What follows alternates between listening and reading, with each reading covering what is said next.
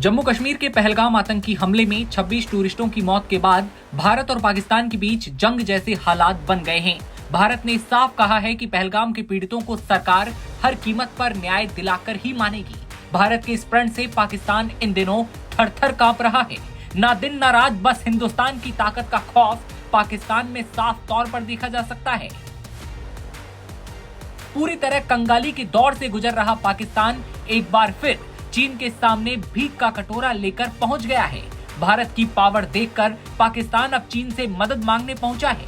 उसने नई अपील में चीन से 10 बिलियन युआन की मांग की है। भारतीय करेंसी में ये 11,951 करोड़ रुपए की राशि है। ये राशि दोनों देशों के बीच पहले से मौजूद मुद्रा विनिमय समझौते के तहत मांगी गई है।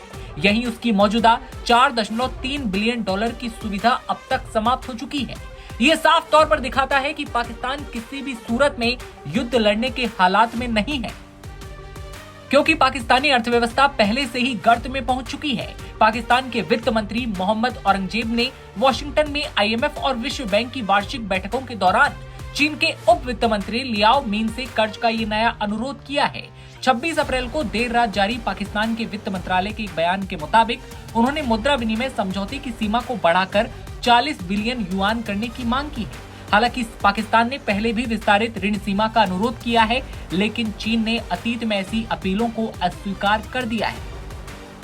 ये नया कदम बीजिंग द्वारा 4.3 बिलियन डॉलर की सुविधा को अगले 3 सालों के लिए बढ़ाए जाने के कुछ सप्ताह बाद आया है।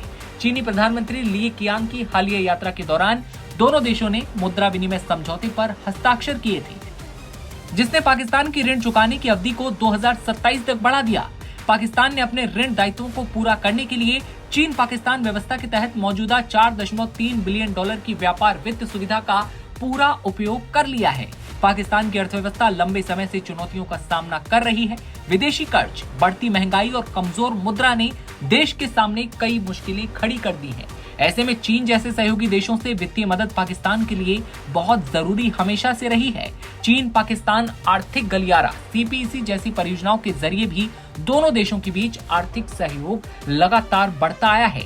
लेकिन अब जब भारत और पाकिस्तान आमने सामने हैं, जंग जैसे हालात पैदा हो रहे हैं, तो ऐसे दौर में एक बार फिर पाकिस्तान चीन के पास भीख का कटोरा लेकर पहुंच चुका है।